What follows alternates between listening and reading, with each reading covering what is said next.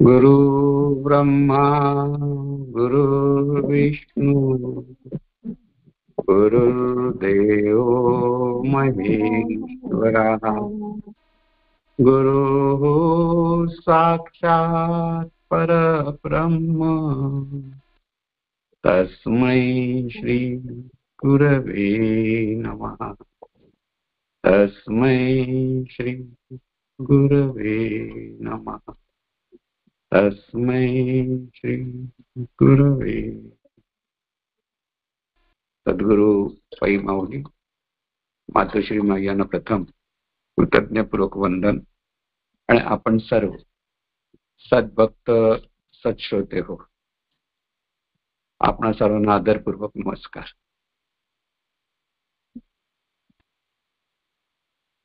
आज गुरुपौर्णिमा आणि या गुरुपौर्णिमेच्या शुभमुहूर्तावर आपण सद्गुरु पै माऊलींच्या मार्गदर्शनाप्रमाणे दर रविवारी साधनेचा अभ्यास करणार आहोत आणि हा साधनेचा अभ्यास आपल्याला रोजच निरीक्षण करून घेत असतो, पण यावेळेला दर रविवारी मात्र आपण त्यावर थोडस चर्चा करायची आहे। आपले साधनेच्या अंगाने सर्वांचे जे जे काही प्रश्न असतील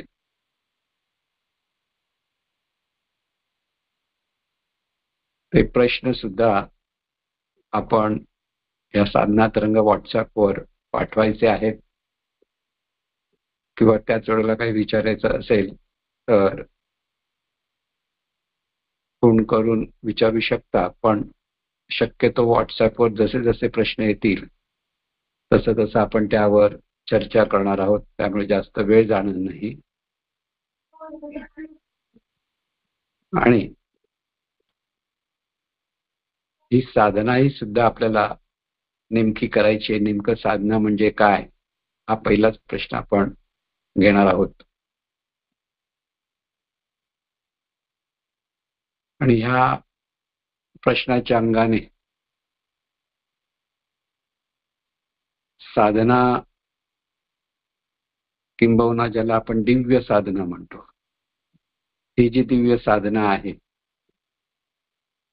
ही दिव्य साधना म्हणजे दिव्यत्वाकडे आपण म्हणजे आहोत त्या तत्वाला सन्मुख करायचंय। म्हणजे दिव्यत्वाला आपण पाहायचंय किंवा अनुभवायचंय, पाहायचं म्हणण्यापेक्षा। आणि दिव्यत्वाची अनुभूती घेण्यासाठी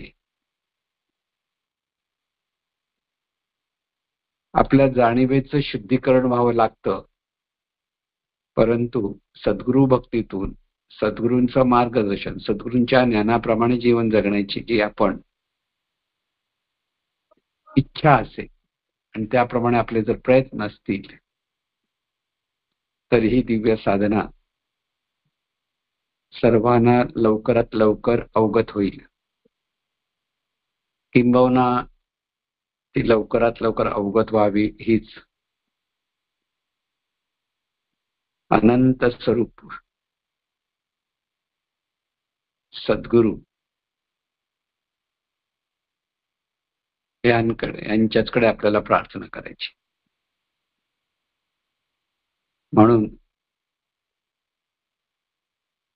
साधना याचा अर्थच हा आहे की अनंत स्वरूप सद्गुरु आणि त्या अनंत स्वरूप सद्गुरूंशी आपण एकरूप होऊन राहणं। आज आपण जेव्हा सद्गुरूंकडे पाहतो तेव्हा सद्गुरु रूप पाहतो, पण जे सद्गुरूंचं रूप आहे ते अनंत स्वरूपाचं रूप आहे. ह्या श्रद्धेने, कृतज्ञतेने, भक्तिभावाने सद्गुरूंचं स्मरण करणं, सद्गुरूंना मनापासून शरणागत होणं, अत्यंत श्रद्धेने ही साधना व्हायला हवी. इथे श्रद्धा अतिशय महत्वाची आहे. जे आपल्याला सद्गुरूंनी सांगितलेलं आहे ते आपल्याकडनं तंतोतंत तसे व्हायला हवे. तशी साधना आपल्याला जमली पाहिजे. म्हणून साधनेचं सार काय हे पहिले लक्षात ठेवा. साधना म्हटल्यानंतर अनेक अंगाने, अनेक मार्गाने सद्गुरूंनी ही साधना सांगितलेली आहे, संतांनी सांगितलेली आहे. आणि ते व्यवस्थित समजून घेऊन आपलं संपूर्ण जीवन साधना झाली पाहिजे हे लक्षात ठेवायचं. एकांतामध्ये सद्गुरूंनी जे मार्गदर्शन केलेलं आहे त्या मार्गदर्शनाप्रमाणे एकांत साधना झाल्यानंतर हीच सुरुवात जीवन जगण्याची आहे हे लक्षात घ्या. की एकांत अवस्थेमध्ये एकांत साधनेमध्ये दिव्यत्वाच्या अनुभूतीत राहायचं असतं, दिव्यत्वाचा अनुभव घ्यायचा असतो आणि तो दिव्यत्वाच्या अनुभवातून दिवसभर जागृतीमध्ये सतत अनुसंधान असायला हवं हे लक्षात घ्यायचं आणि त्या अनुसंधानातून जीवन जगायचं. म्हणून साधना फक्त 1 तासाची नाही, पण त्या 1 तास म्हणजे गंगोत्री आहे, साधनेची गंगोत्री. आणि जीवन जगत असताना जसा गंगेचा प्रवाह अथांग होत तसं अनुसंधानातून जीवन जगण्याचं स्वभाव होऊन जातो. पण हा स्वभाव झाला पाहिजे. सुरुवातीला तो होणार नाही, कारण आज आपण सगळेजण जीवभावात आहोत. मी माझं आपल्याला सोडायचं म्हटलं तर ते सुटत नाही. आपलं व्यक्तिमत्व आपल्याला सोडायचं आहे ते सुटत नाही. आणि हे व्यक्तिमत्व सुटलं पाहिजे आणि दिव्यत्वातून पाहण्याचा अभ्यास करता करता तो सहज अनुसंधान झालं पाहिजे, असा हा दिव्य साधनेचा अर्थ आहे. लक्षात ठेवायचं.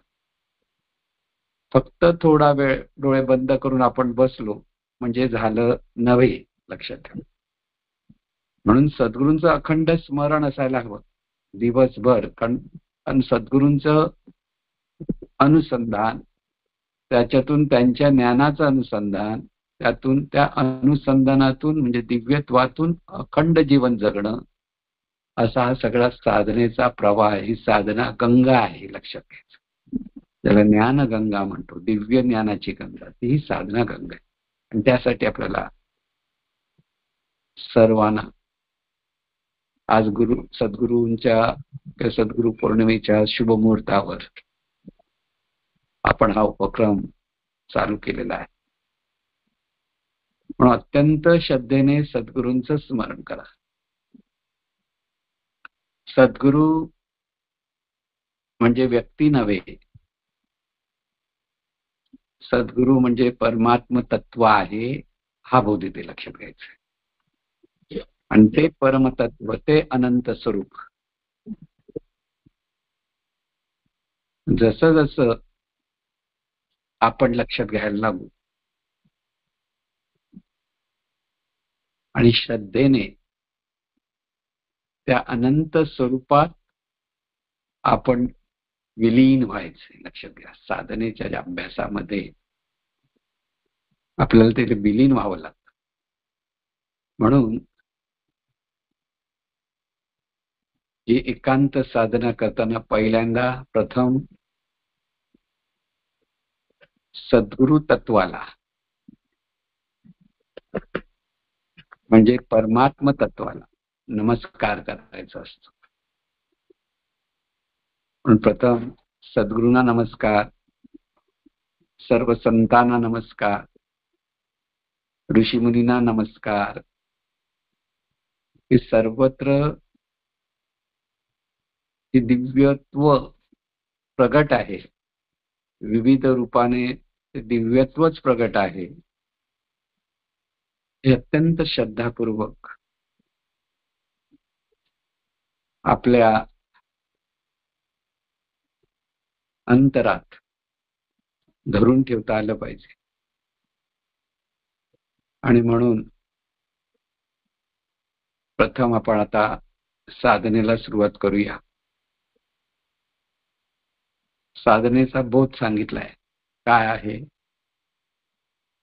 सोपं आहे खरं पाहायला गेलं. सर्वत्र चैतन्य शक्तीच आहे. मी म्हणणारी सुद्धा चैतन्य शक्तीच आहे.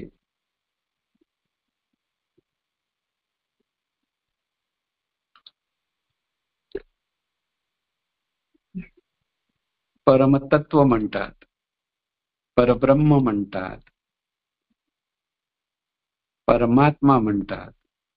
हा बोध आपल्या लक्षात घ्यायचा की हे सद्गुरू म्हणजे परमात्मा प्रगट झाले. त्या सद्गुरूंचं म्हणजेच आपल्या सद्गुरूंचं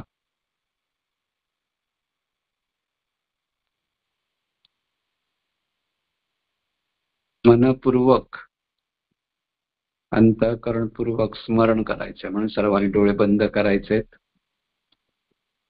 सद्गुरूंना डोळ्यासमोरच पाहायचंय. अत्यंत श्रद्धेने, कृतज्ञतेने, प्रेमाने सद्गुरूंप्रती प्रार्थना करा. देवानंता सद्गुरुराय, चैतन्य स्वरूप परमात्मा,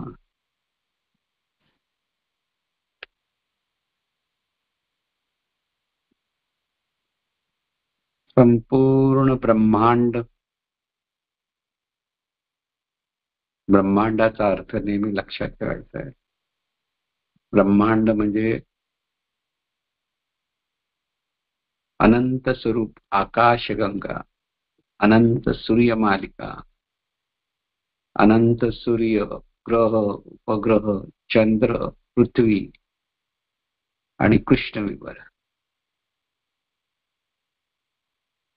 तसेच पंचमहातत्व, आकाश तत्व, वायू तत्व, तेज तत्व, जल तत्व, पृथ्वी तत्व, संपूर्ण चर, वनस्पती, जलचर, पशु, पक्षी, कीटक, जीवाणू आणि सर्व मनुष्य, सर्व माणसे, संपूर्ण अचर म्हणजे डोंगर, दऱ्या, नदी, नाले, समुद्र, खनिज द्रव्य, सर्व तुझाच व्यवस्थारूप विस्तार आहे. एकच जे परमतत्व आहे तेच ब्रह्मांड रूपाने म्हणजेच आकाशगंगा, सूर्यमालिका, सूर्य, ग्रह, उपग्रह, चंद्र, पृथ्वी या अंगाने प्रगट आहे. जे जे दृश्य जगत दिसत आहे ते पंचमहातत्व त्या त्या रूपात एकत्र येऊन प्रगट आहेत. म्हणून आकाश तत्व, वायू तत्व, तेज तत्व, जल तत्व सर्व दिव्य आहे. आणि ह्या दिव्यत्वातूनच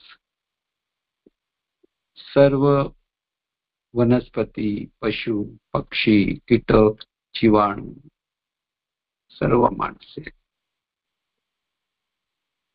अचर म्हटल्यानंतर डोंगर, दर्या, नदी, नाले, समुद्र, हे सर्व विस्तारलेलं आहे. म्हणजे प्रगट आहे, पण विशिष्ट नियमाने प्रगट आहे, म्हणून व्यवस्थारूप विस्तार असा शब्द वापर. हे सर्व तुझं आहे याचा अर्थ हे चैतन्य स्वरूपच प्रत्येक रूपारूपाने प्रगट आहे, विशिष्ट नियमाने, म्हणून तिथे विविधता आहे. सूर्य ही परमतत्वातूनच प्रगट आहे आणि चंद्र ही त्या परमतत्वातूनच प्रगट झालेलं रूप आहे, म्हणजे दोन्ही चैतन्याचीच रूप आहे. सगळी ग्रह तारे म्हटल्यानंतर सर्व एकाच चैतन्याची रूप आहेत, लक्षात घ्या. म्हणून सूर्याला पाहिलं, नमस्कार केला तर चैतन्य स्वरूपाला नमस्कार.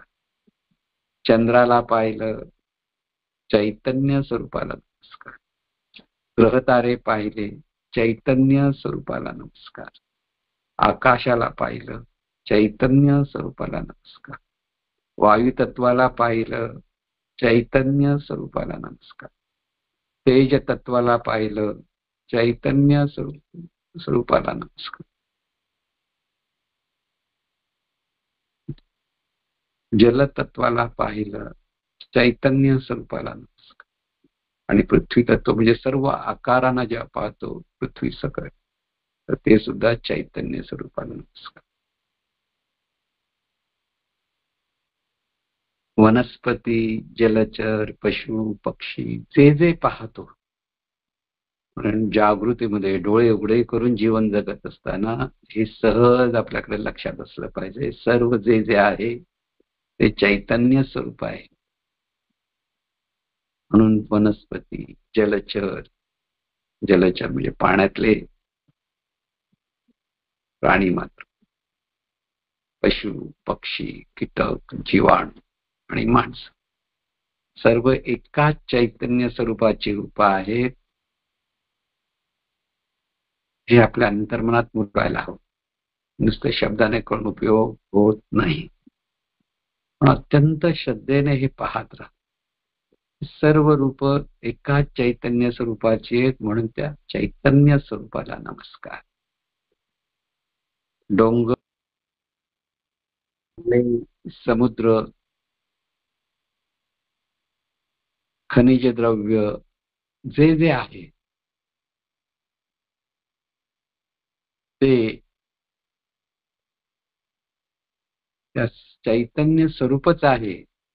म्हणून जे जे आहे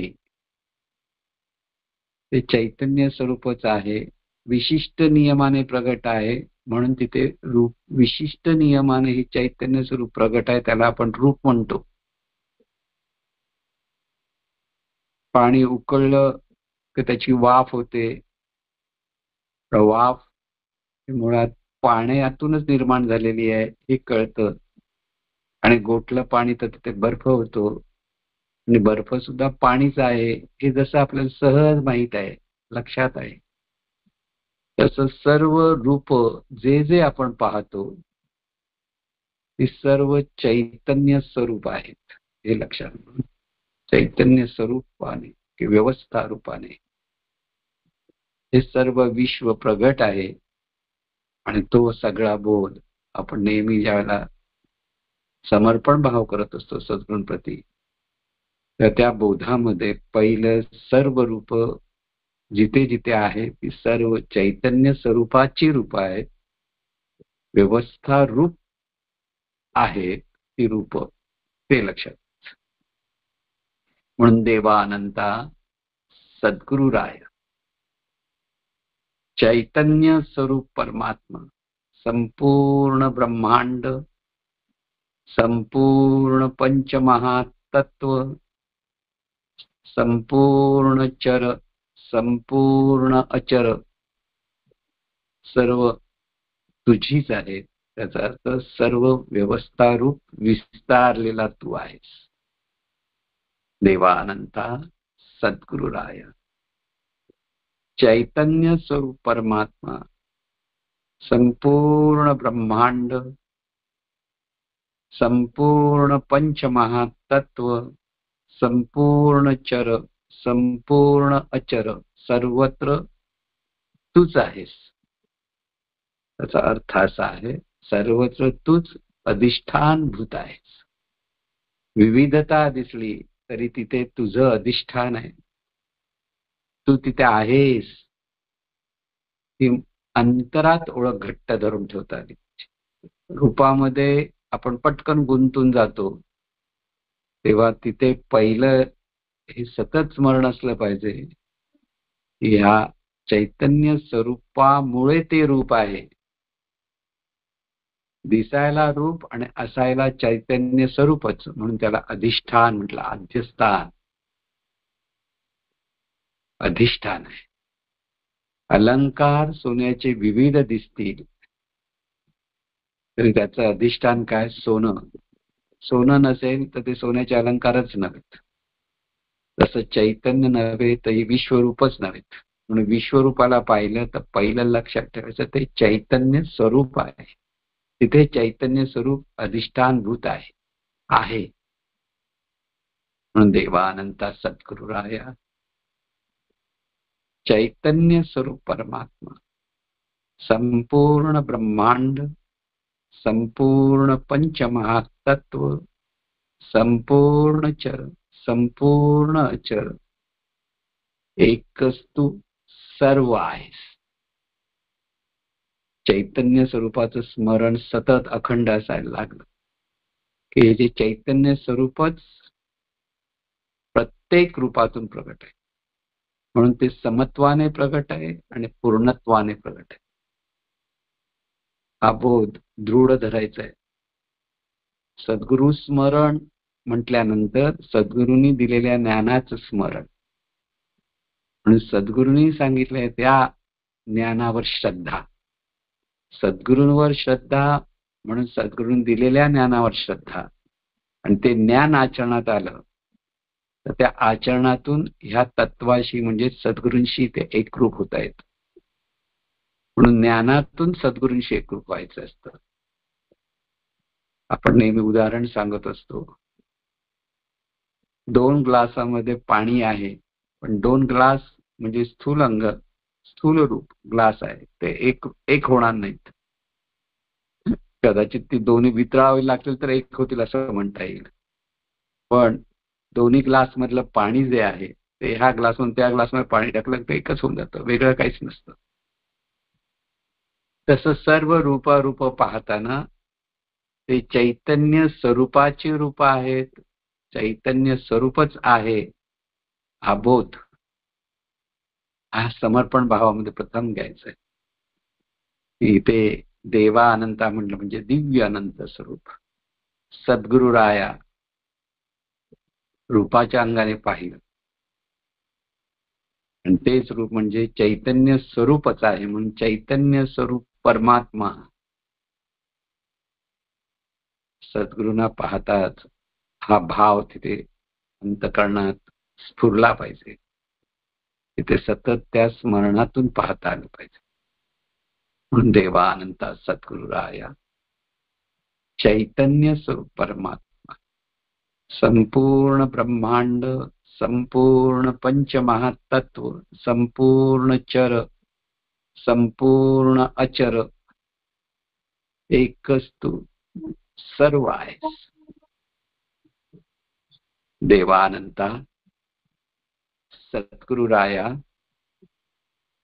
चैतन्य स्वरूप परमात्मा. आता शरीराकडे पहा. जसं सर्वत्र हे चैतन्य स्वरूप आहे, तसं आपणच आपल्या शरीराकडे पाहायचंय. संपूर्ण शरीर कसं आहे? पेशींचं आहे. पेशीने विशिष्ट आकार धरून डोळे झाले, कान झालेत, नाक झालंय, ओठ झालंय, त्वचा झालीये, हृदय झालंय, फुफ्फुस झाली आहे, आतडी झाली आहे. म्हणजे सर्व कर्मेंद्रिय, सर्व ज्ञानेंद्रिय ही पेशींची आहेत. पण पेशीच आकाराला आल्या तर त्याला आपण शरीर म्हणतोय. म्हणून संपूर्ण शरीर, संपूर्ण पेशी, संपूर्ण प्राणशक्ती, शरीराच्या पेशींना जिवंतपणा त्या प्राणशक्तीमुळे म्हणतोय. तेही सुद्धा चैतन्य स्वरूपाचंच रूप आहे.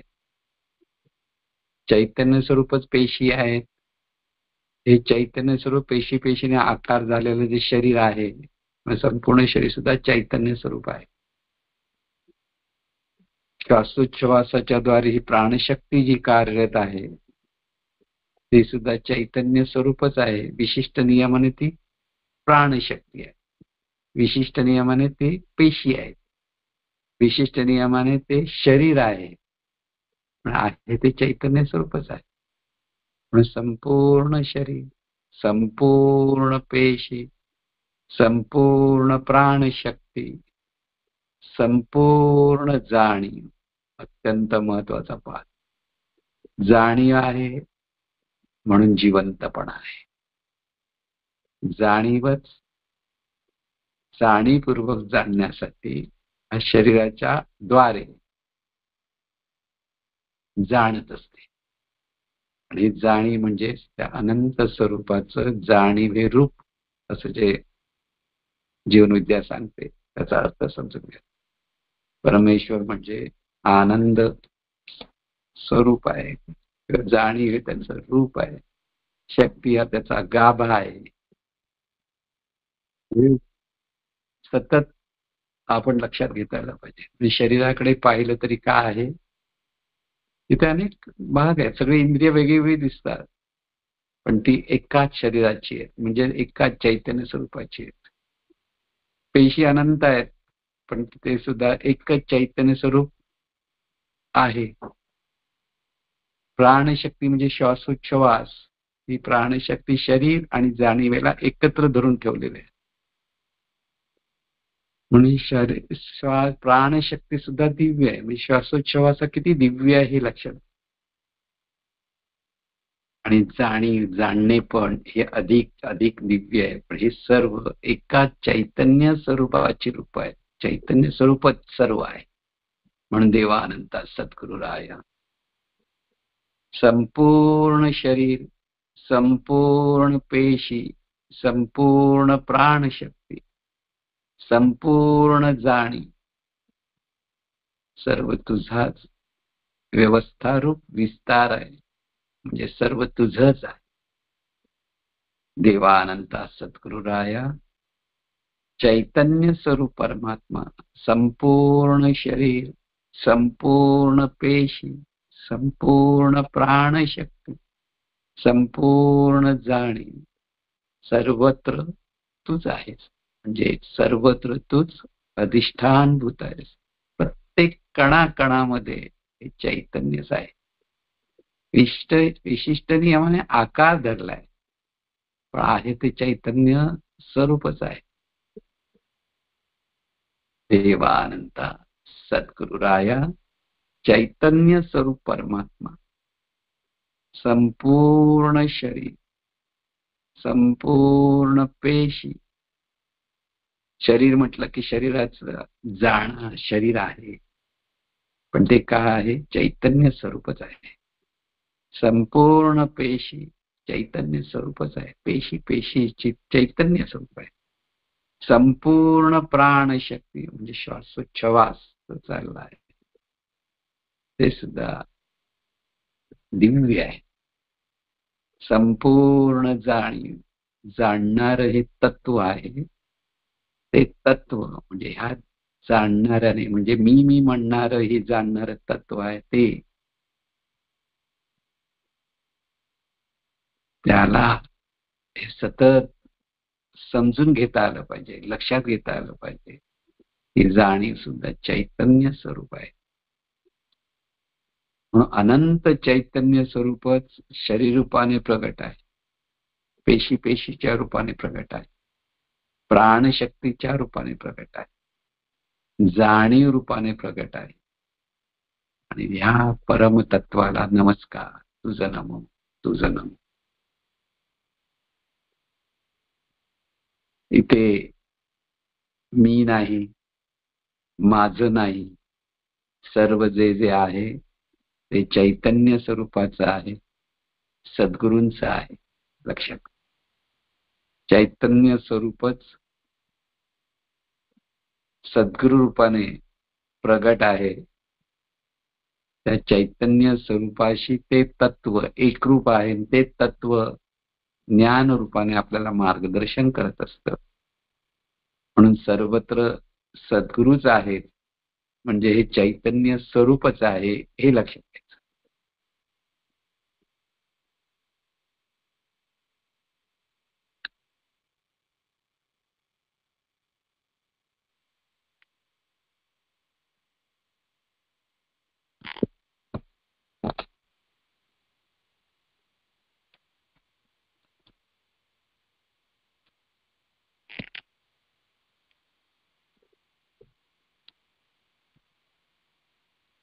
तर इथे महत्वाचा मुद्दा लक्षात घ्या.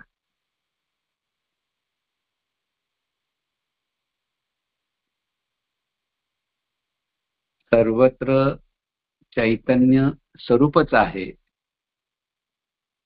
हा पहिला भाव लक्षात घ्या. समर्पण याचा अर्थ मी आणि माझे पण सद्गुरूंप्रती समर्पित करता आलं पाहिजे. सद्गुरूंप्रती समर्पित म्हणजेच परमतत्वाला समर्पित होता आलं पाहिजे. आणि मी आणि माझं आज मी वेगळेपणाने पाहतो आहे ते आपल्याला बाजूला करायचंय. सर्व बोध ह्या सद्गुरू समर्पण भावामध्ये. म्हणून सद्गुरूंचं रूप पाहायचं आणि ते रूप परमतत्व तेच सर्व रूपारूपाने प्रगट आहे हे लक्षात घ्यायचं. हे केवळ लक्षात नाही घ्यायचं, ते अंतर्मनात तो भाव प्रगट झाला पाहिजे. तो भाव जेव्हा प्रगट व्हायला लागेल तेव्हा ती साधना परिपक्व होते हे लक्षात. आपलंच आपल्याकडे निरीक्षण परीक्षण असलं पाहिजे. लक्षात घ्यायचं की आपल्याला हे सतत स्मरण ठेवायचं आहे की अनुसंधानापर्यंत पोहोचायचं. अनुसंधान म्हणजे सहज स्मरण, सहजपणे जिथे पाहाल ते चैतन्य स्वरूपच आहे हा भाव तिथे असला पाहिजे. स्वतःकडे पाहिलं तर ते चैतन्य स्वरूपच आहे हा भाव असला पाहिजे की हे सर्व जे जे आहे हे सद्गुरु स्वरूपाचं आहे, चैतन्य स्वरूपाचं आहे. आणि ह्यालाच सद्गुरुप्रती शरणागती, सद्गुरूंची भक्ती, खरी भक्ती लक्षात घ्या, ही प्रत्येक साधकाकडून झाली पाहिजे. तिथे समर्पण आहे, तिथे मी पण बाजूला व्हायचं. तिथे मी उरता कामा नये. मी उरता कामा नये म्हणजे मी हा जो भाव आहे आज आपल्याकडे, की देह मी, की आपलं जे चेहरा आहे त्या चेहऱ्याच्या अंगाने जे आपलं रूप आहे त्या रूपाला आपण जे नावाने ओळखतो आहे, त्या रूपाच्या अपेक्षेत आपण आपले नातं गोती सांभाळतो आहे, तर तिथे सर्व रूप चैतन्य स्वरूपाचीच आहेत. तर एक भावातून पाहतात. तिथे व्यक्तिमत्व बाजूला गेलं पाहिजे आणि फक्त चैतन्य भाव जागृत राहिला पाहिजे. अनुसंधान म्हणतो त्यावेळेला सुद्धा हे अंतर्मनातून सर्वत्र चैतन्यच आहे हा भाव असला पाहिजे. म्हणून समर्पण भावामध्येच आज समर्पण भाव सद्गुरूंना समर्पित व्हायचं. आणि सद्गुरूंना समर्पित म्हणजेच अनंत स्वरूपाला समर्पित हा भाव असला पाहिजे. म्हणून देवानंद सद्गुरू आहे, चैतन्य स्वरूप परमात्मा, दिव्य तू, अनादि तू, अनंत तू, विदेही तू. दिव्य तू, अनादि तू, तुला आधी नाही, कधी सुरुवात नाही, ते सुरुवातच नाही, जन्म नाही, मृत्यू नाही, असं तू म्हणजे हे चैतन्य स्वरूप. रूपाला जन्म आहे, मृत्यू आहे, स्वरूपाला हे सहज जीवन आहे. म्हणून त्या जीवनाशी आपल्याला सहज राहायचंय. म्हणून ते परमतत्व या देहातून प्रगट व्हायला लागतं. जाणीवेत तो भाव यायला लागतो. तेव्हा या जाणीवेला सुद्धा जन्ममृत्यूची जी भीती आहे ती उरत नाही. म्हणून दिव्य तू, अनादि तू, अनंत तू, विदेही तू, सत्य तू, ज्ञान तू, आनंद तू, प्रेम तू. सत्य आहे सतत.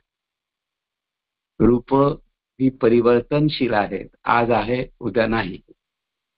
काही काळ राहणार, काही काळानंतर लयाला जाणार. हा रूपाचा स्वभाव आहे. पण चैतन्य स्वरूप हे सहज आहे, सतत आहे. म्हणून सत्य आहे. सतत जे आहे ते सत्य. अनादि काळापासून ते आहे, अनंत काळापर्यंत ते आहे. म्हणून सत्य तू, ज्ञान तू, आनंद तू, प्रेम तू. सत्य तू, ज्ञान तू. ज्ञान म्हणजे ते जाणणे पण. ज्ञान तू, आनंद तू म्हणजे तू तृप्त आहेस. जीव अतृप्त असतो म्हणून आनंद मिळवण्याचा सतत प्रयत्न करत असतो. पण हा जीव जेव्हा स्वरूपात दिव्य स्वरूपाशी एकरूप होतो तेव्हा तो तृप्त असतो. काही मिळवायचं नसतं. तिथे कसलीही धावाधाव नसते. केवळ असणे पण अनुभवत दिव्यत्वाच्या भावाचा अनुभव नसतं. परंतु आनंद तू, प्रेम तू, ते अत्यंत प्रेममय अवस्था निर्माण होते. देवानंत सद्गुरुराय चैतन्य स्वरूप परमात्मा. संपूर्ण शरीर तुझंच आहे. संपूर्ण हात, पाय, वाचा अधिक कर्मेंद्रिय तुझीच आहेत. संपूर्ण डोळे, कान, नाक, जिव्हा, त्वचा सर्व ज्ञानेंद्रिय तुझीच आहेत.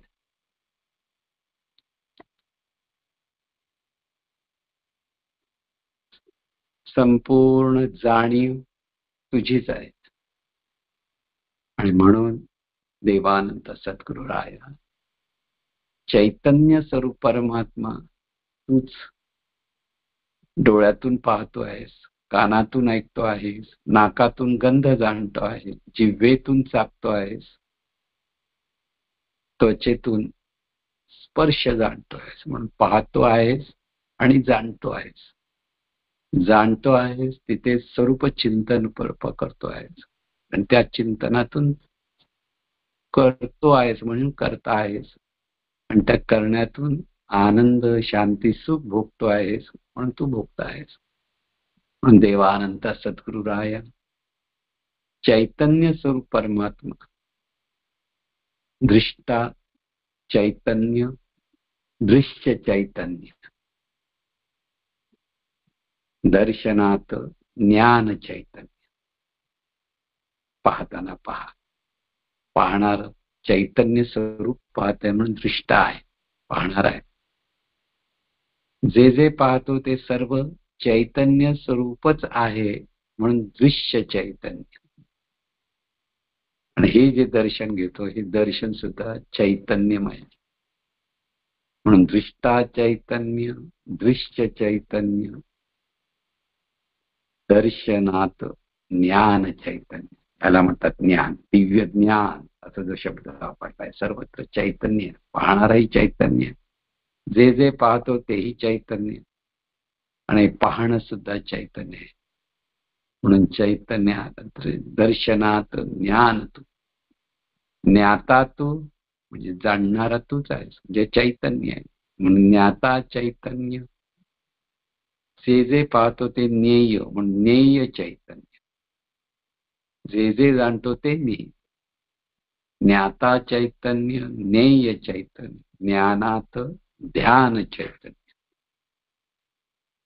सहजपणे पाहणारा, जाणणारा ज्ञाता हे चैतन्य आहे.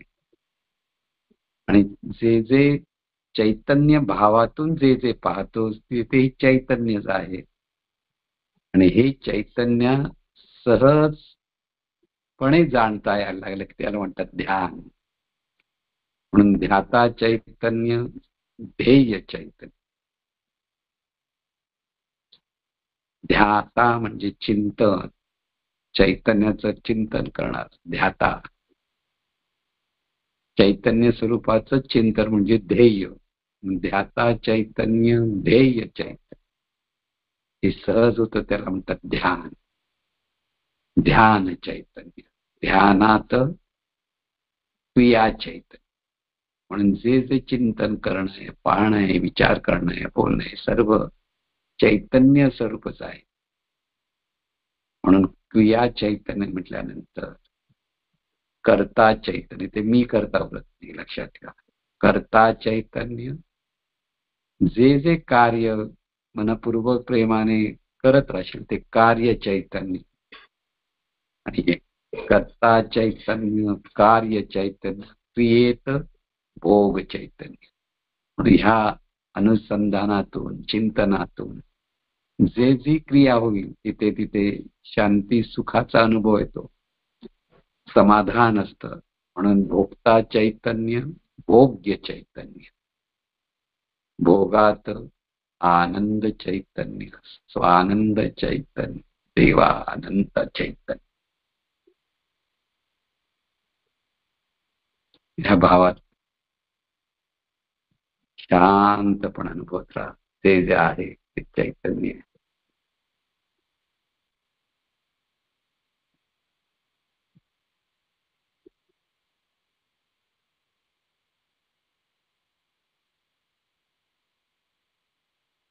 संपूर्ण शरीराचं भान घ्या.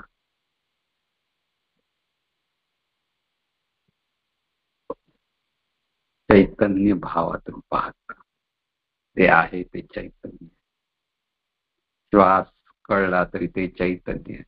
ज्याला कळतं, जो पाहतो, ते सुद्धा चैतन्य.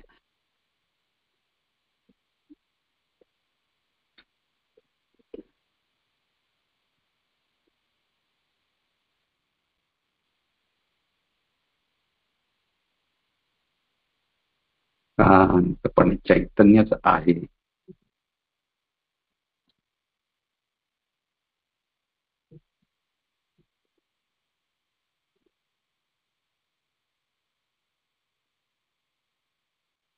चैतन्यच आहे.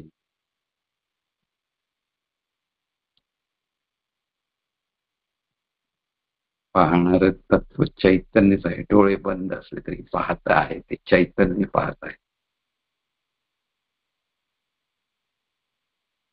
पाहणारा चैतन्य, जाणणार सुद्धा चैतन्य. चैतन्यच आहे, जाणणार तत्व हे चैतन्यच आहे. चैतन्यच आहे हे चिंतन. प्रत्येक कृती करतो, करणे पण येतं तेव्हा करता चैतन्य आणि भोगताही चैतन्य.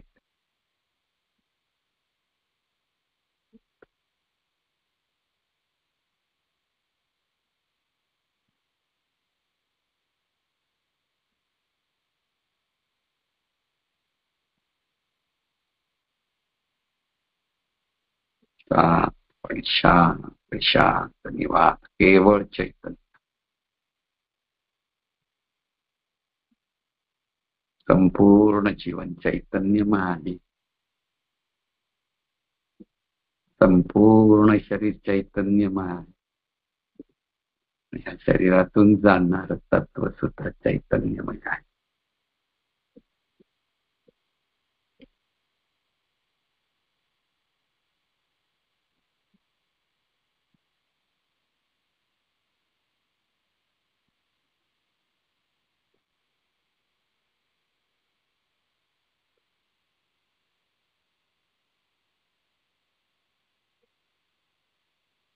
चैतन्यच सर्व आहे.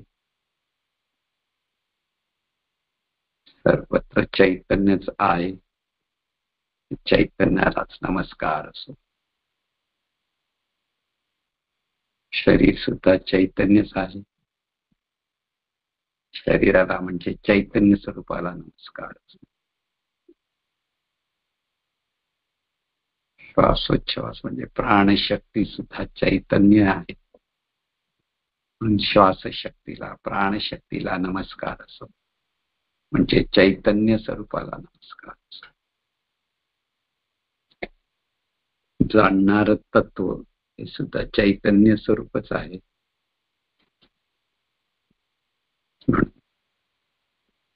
जाणणाऱ्या तत्वाला सुद्धा नमस्कार असो. सर्व विश्वरूपाला नमस्कार असो.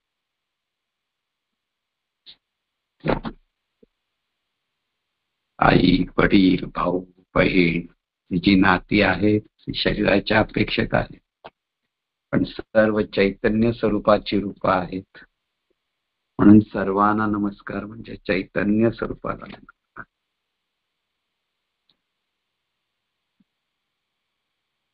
सर्वाचा जो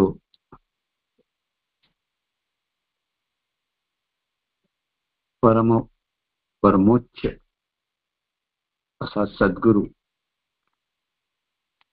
त्या सद्गुरूंना नमस्कार म्हणजे चैतन्य स्वरूपाला नमस्कार. हा बोध पुन्हा पुन्हा धरायचा आणि सतत आहे ते चैतन्य सर्वांना नमस्कार. जे जे चैतन्य रूप सर्वांचं भलं व्हावं हा बोध असो. म्हणून सर्व जे जे आहे ते चैतन्य स्वरूप आहे. चैतन्य स्वरूपाला नमस्कार आणि सर्व रूपांचं भलं व्हावं म्हणजे चैतन्य स्वरूपच सर्व रूपातून प्रगट आहे. म्हणून सर्वांच हा एकपणाचा भाव सहज जेव्हा निर्माण होतो त्याला म्हणतात शरणागती, त्याला म्हणतात सद्गुरु भक्ती, त्याला म्हणतात सद्गुरु प्रेम, त्यालाच म्हणतात साधना, दिव्य साधना. म्हणजे दिव्यत्व साधत राहणं ही दिव्य साधना आहे. तिथे मी नव्हे चैतन्य आहे. जे जे कर्तेपण आलं ते चैतन्याचं कर्तेपण असतं. सतत कर्म करत असताना सद्गुरु स्मरण म्हणजे चैतन्य स्वरूपाचं स्मरण असतं. चैतन्य स्वरूपाचं स्मरण म्हणजे सद्गुरु रूपाचं स्मरण. चैतन्य शक्तीत सर्व आहे, चैतन्य शक्तीचं सर्व आहे.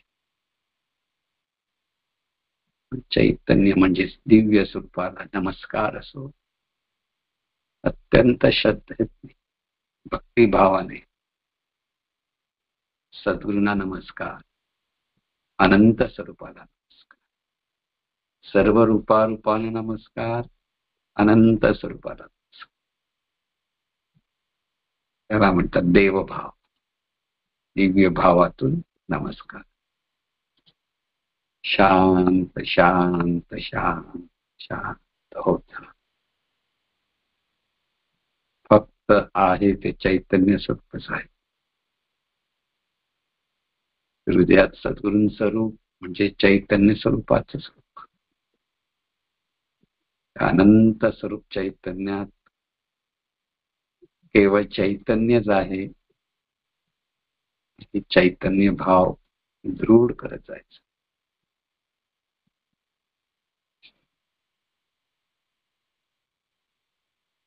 शांत शांत शांत संपूर्ण शरीर निवांत निवांत होत आहे.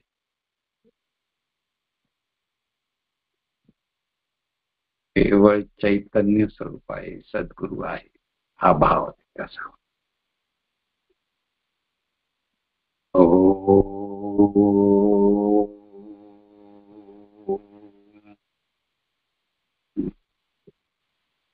शांती शांती शांती.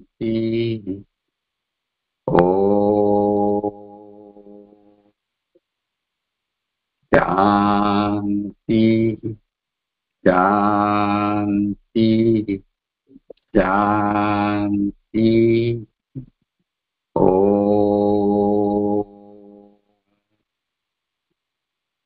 शांती. शांती शांती शांती.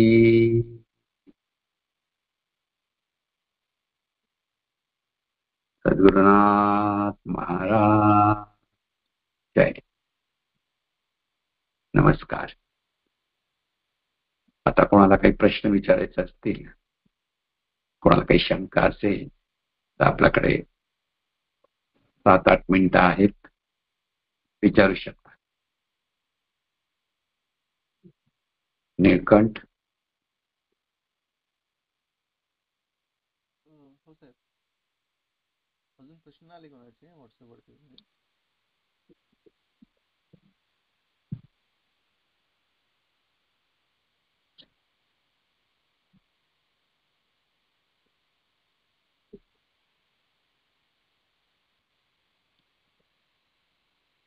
नीलकंठ ऐकू येते का? हो साहेब, येत आहे.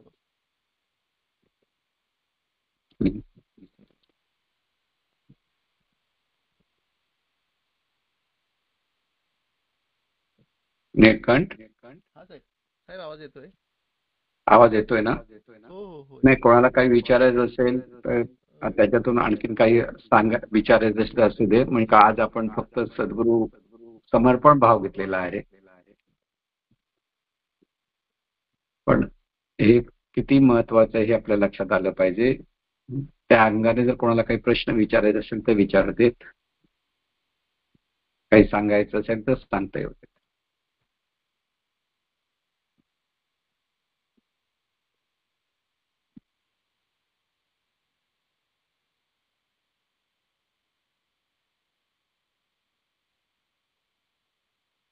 आता आपण प्रार्थना करूया का? नाही, हा? केलर काकींचा प्रश्न आहे. गुरु, मला बोलायचंय. तर गुरु, काय म्हणताय? बोला. मला बोलायचंय की हा, आपण एवढ्या बोला. प्रवासातून येऊन आज आमच्यासाठी एवढं ज्ञान तुम्ही उपलब्ध केलं. खूप खूप कृतज्ञ. तुम्ही आमच्यासाठी एवढं करता, त्यामुळे आम्ही सत्यजन्मी तुमचे ऋणी राहू. आम्ही खूप खूप आभारी आहे तुमचे. थँक्यू. नमस्कार.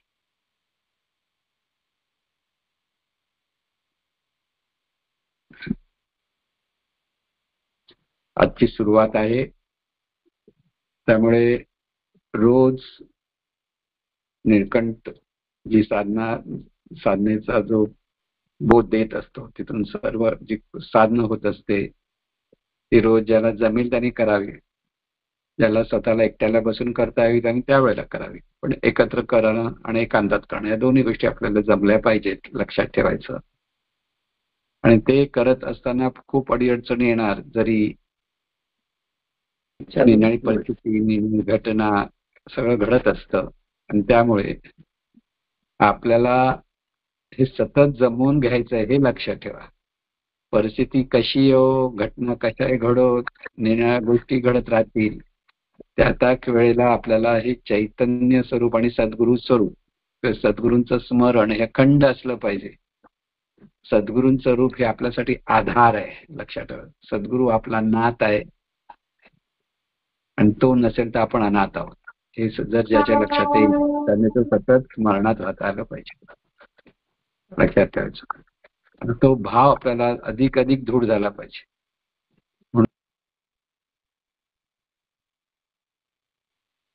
त्यामुळे दिव्य साधनेतून आपल्याला हे सतत लक्षात घ्यायचं आहे. म्हणजे दिव्य साधना म्हणजे काय हे लक्षात घ्या. जीवन जगत असताना ह्या चैतन्य भावातून जीवन जगायचं आहे, सद्गुरू भावातून जीवन जगायचं आहे. चैतन्य स्वरूप आणि सद्गुरू वेगळे नाहीत. ते सद्गुरू हा देव त्याचा अर्थच ते चैतन्य, अनंत चैतन्य स्वरूप त्या रूपामध्ये प्रगट आहे, हा भाव असला पाहिजे, लक्षात घ्या. त्यामुळे त्या भावातून राहण्याचा प्रत्येकाने प्रयत्न करायचा आहे. दिवसभर आपल्याला तो भाव राहतो की नाही हे पहा. फक्त 1 तास केला आणि बरं वाटलं तरी ते अपुरं आहे. ते ती सुरुवात आहे, गंगोत्री येते. आणि दिवसभर जे जीवन जगतो तो हा गंगेचा प्रवाह आहे. तो जर दूषित झाला तर गंगा दूषित. गंगोत्रीला ती शुद्ध आहे पण वाहण्यात ती अशुद्ध होते. तसंच आपली ही जाणीव सुद्धा निळ्या विकाराने अशुद्ध होत असते. आणि त्यावेळेला तिथे स्थिर मनाने पाहता आलं पाहिजे. प्रत्येक ठिकाणी कुठेही आपल्या तोंडातून उलटे सुलटे शब्द जाता कामा नयेत, नकारात्मक विचार येता कामा नये. सर्व जे जे आहे ते चैतन्य स्वरूपाचे म्हणून सर्व चांगलंच होणार या भावामध्ये आपलं जीवन जगता आलं पाहिजे, हे लक्षात घ्या. आणि काही कोणाला बोलायचं का?